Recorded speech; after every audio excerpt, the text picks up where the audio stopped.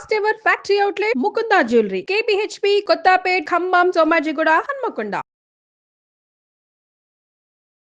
నమస్తే రమగారు. నమస్తే జయ. రమగారు, దయ్యాల కథలు చెప్పుకుంటా ఉన్నాం. ఉమ్. మనం ఒకటి స్టార్ట్ చేసామంటే ఆ సిటీస్ మీదే వెళ్తాం కదా రమగారు. అప్పుడు అన్నీ కనపడతాయి, అట్లా బోళ్ళని కథలు వస్తాయి. అవును అవును. పూర్వం ఒక ఊళ్ళోట ఒక భట్టు గారిని ఒక బ్రాహ్మణ ఆయన ఉండేవాడు. ఈయన అపరకర్మలు చేయించేవాడు. దాంతోపాటుగా ఆయన ఎలా అంటే అనాథ ప్రేత సంస్కారాలకి వాటికి వెళ్ళిపోయేవాడు. మ్హూ. సూసైడ్ చేసుకున్న వేటకి వెళ్ళిపోయేవాడు. ఎక్కడైనా దారుణాలు జరిగి ప్రమాదవశాత్తు చేసినవి కూడా వాటి కొంచెం భయపడేవాళ్ళట ఇది వరకు అది ఆ. చేయటానికి. ఆయన ఒకటి ఆయనకి భయం లేదు. అదేదో మీదకి వచ్చేస్తుంది కంపెనీపోతుంది అలా అనుకునేవాడు కాదు. చాలా ధైర్యస్తుడని చెప్పుకునేవాళ్ళు ఆయన.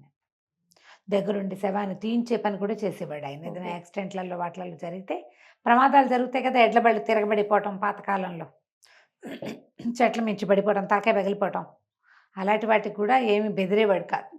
గట్టివాడు భట్టు. అయితే ఏమైందట, ఒకనాడు ఏదో పల్లె పక్కన ఊళ్ళో ఈ ప్రేతకర్మలు చేయించడానికి వెళ్ళాడు. వెళ్తే అందరూ ఉండిపోండి సబాబు ఈ రాత్రికి ఉండడంటే ఆయన ఒప్పుకోలేదు.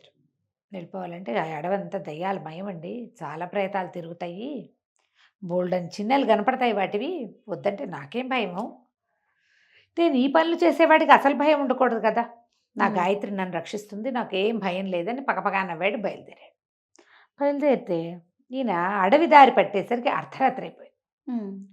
బాగా 4 బార్లు నడిస్తే కానీ అడవి దాటలేడు. ఈయనకి వాతావరణం చల్లగా అయిపోవటము, పిట్ట మనిషి అన్నవాడు లేకపోవటంతో కొద్దిగా చిన్న దుడుకొచ్చింది లోపల. వచ్చింది కానీ పెద్ద వెనక్కి తీల. ఒక చిన్న మూట ఉంది ఆయనకి, వాళ్ళు ఇచ్చిన సామాన్లు లేవు, అది భుజాన్ని వేసుకుని నడుస్తున్నాడు. దూరంగా ఒక పురాతనమైన ఇల్లోటి కనపడింది. భయంగానే ఉంది కానీ వెళ్తున్నాడు ముందుకి. వెళ్తుంటే అది ఇల్లు దగ్గర పడేసరికల్లా ఎవరో ఒక అమ్మాయి అక్కడ నిలబడింది. ఆ అమ్మాయి ఇటువైపు లేదు, దాని మొహం ఇంటివైపు చూస్తుంది. నేను ఏమనుకున్నాడు, ఒకసారి ముందు భయం వేసి నేను అనుకుని, ఏమిటి ఇంతమందిని చూసా మనకు భయం ఏమిటి, ఇది ఎవరితో ఊళ్ళో పిల్ల ఏ సూసైడ్ చేసుకోవడానికో వచ్చింది పిచ్చిమొహంది, 4 మంచి మాటలు చెప్పి అర్ధరాత్రి పూట ఆడపిల్ల అడవిలో పాడుపడిన వాకిట్లో ఎందుకు నుంచుంటుంది, అదే పెద్ద ఇంత పొడుగు జడ లంగా ఓణి వేసుకున్నట్టుగా కనపడుతుంది, ఒక 15-18 ఏళ్ల పిల్ల. ఇంట్లో ఏ బాధలు పడో, ఏ సవితల్లి బాధలో, ఏ అత్తగారి బాధో, మొగుడు బాధో, మేనమావ బాధో, ఇక్కడికి వచ్చింది పైకి ఎక్కి దూకుదామని చూస్తుంది కాబోలు. మరి దీన్ని ఎటాగైనా మాట్లాడి దీన్ని సరిచేద్దాం అంటాడు. ఏమే అమ్మాయి, ఎవరమ్మాయి నువ్వు, ఇక్కడ ఎందుకే నుంచున్నావు, ఈ రాత్రి వేళ ఎందుకు వచ్చావమ్మాయి అడవిలోకి, పద నేను ఊళ్ళో దిగబెడతాను అన్నాడు. అనేసరికి ఆ అమ్మాయి అంది, ఎహేపా నీకెందుకు, నా గోళ వెళ్ళిపో, నీ దారి నువ్వు అంది. అంత పెద్దవాళ్ళతో అట్లా మాట్లాడరు కదా, తప్పు కదా. ఏం తెల్లబోయాడు, ఏమిటి పోయేది, తిరుగు నువ్వు అసలు ఎవరో చూస్తాను, ఎవరమ్మాయివో చూస్తాను అన్నాడు. అనేసరికి అలా అమ్మాయి అంది, దయ్యాన్ని నేను, నువ్వు ఇంతమందిలో చూశాను నేను, భయం లేదు, నాకేం భయం లేదు, తిరిగి అంటే నువ్వు పోతావా పోవా, నీ దారి నువ్వు, నేను పడతాను జాగ్రత్త, దయ్యం పట్టడం అనమాట, నేను పట్టుకుంటాను, నన్ను బట్టే దయ్యం ఇంకా భూమి మీద పుట్టలేదు, అసలు నువ్వెవరో చూస్తాను, ఏది నీ మొహం చూపించి నాకు అన్నాడు. ఇటు తిరిగితే అది ఎట్లా ఉంది, సన్నగా పొడుగ్గా చక్కగా ఉంది పర్సనాలిటీ, మొహం సొద్దగా ఒక రకంగా ఉంది. దయ్యాల మొహాలని చెప్పుకుంటాం కదా కథల్లో, ఇలా చప్పిడిగా ఉందన్నమాట. ఉండి నేను పట్టుకుంటాను అని చెప్పి ఏం చేసిన, నేను ఇంత పెద్దగా అరిచి 4 ఇంత పొడుగ్గా చెప్పి గుడ్లు ఇట్లా వెళ్ళుకొచ్చేలాగా మొహం పెట్టింది భయంకరంగా. తపకమంది లోపల బ్రాహ్మడికి భట్టుగారికి. కానీ అబ్బో ఇంతకంటే పెద్ద పెద్ద నాలుకలు ఎన్ని చూశాను నేను, పేక ఊరేసుకున్న వాళ్ళని 100 మందిని దహనం చేయించా, నాలుక ఈ బార్ వస్తుంది బయటికి, ఇది ఒక నాలుక ఇవో గుడ్లా అన్నాడు. మామూలుగా సూసైడ్ ఊరేసుకుంటే ఏమవుతుంది, కళ్ళు వెళ్ళుకొచ్చేసి నాలుక బయటకు వచ్చేస్తుంది కదా, సినిమాల్లో చూపించరు, ఒరిజినల్గా వేరేగా ఉంటుంది, భయంకరంగా ఉంటుంది రూపం. అవును, ఇంతకంటే పెద్ద పెద్ద రూపాలను చూశాను నేను, పోపో అన్నాడు. అనేసరికి దయ్యం ఉపసంహరించుకుంది, నాలుగు లోపలికి వెళ్ళిపోయింది, గుడ్లు లోపలికి వెళ్ళిపోయింది. బాగా ఆలోచించింది. ఈసారి కంట్లోంచి ముక్కులోంచి చెవులోంచి ఇట్లా నెత్తురు కార్చడం మొదలుపెట్టింది.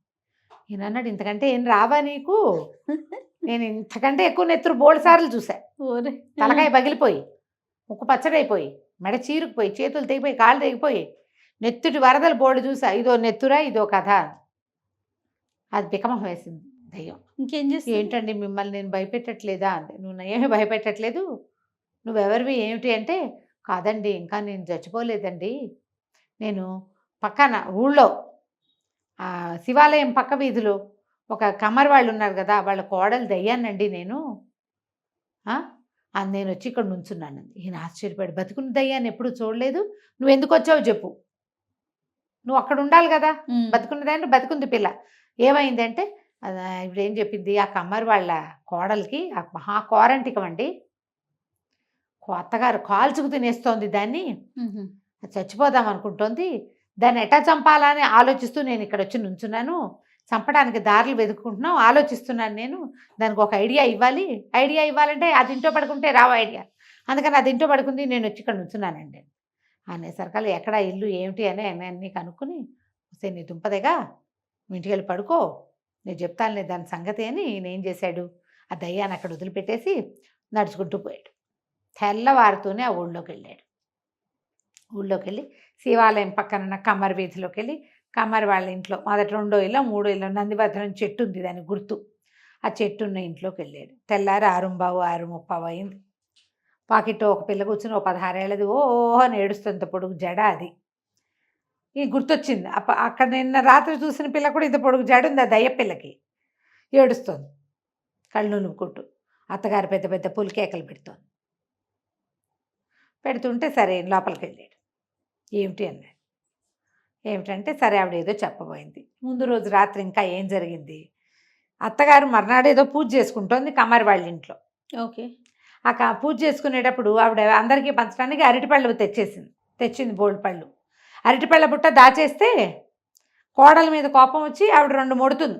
పిల్ల ఏం చేస్తుంది, పరిగెత్తుకుంటూ వెళ్ళి నూతిలో పడుతుంది, లేదా చెరులో పడుతుంది, చావు వస్తుంది అని చెప్పాడు బ్రాహ్మణుడు.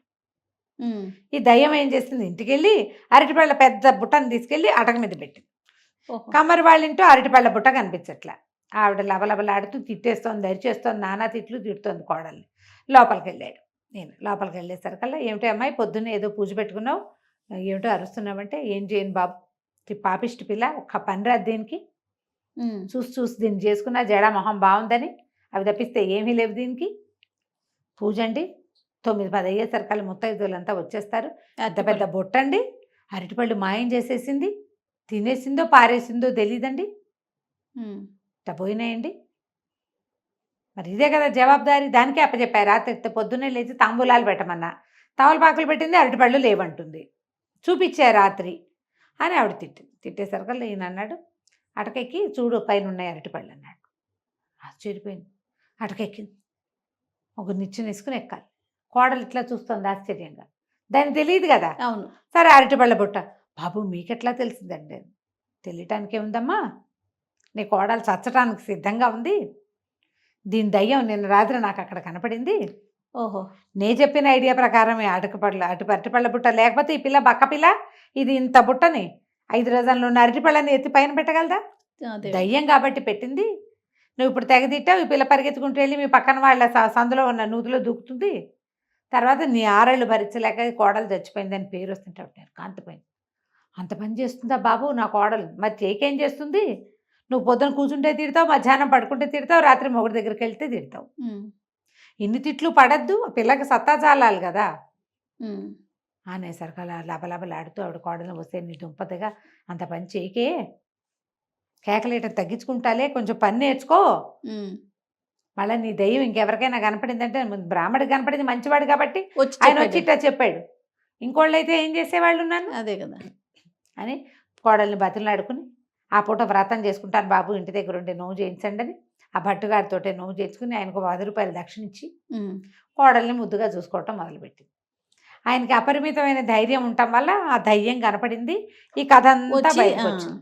లేకపోతే ఈయన ఊళ్ళోకి వచ్చేసరికల్లా ఈ పిల్ల అపరకర్మలు చావు వాటన్నిటికీ, అంటే బలవంతపు చావులన్నిటికీ ఈయనే చేసేవాడు కదా, అది ఆయన తప్పించుకున్నాడు అనమాట. కథ కంచికి మనం ఇంటికి.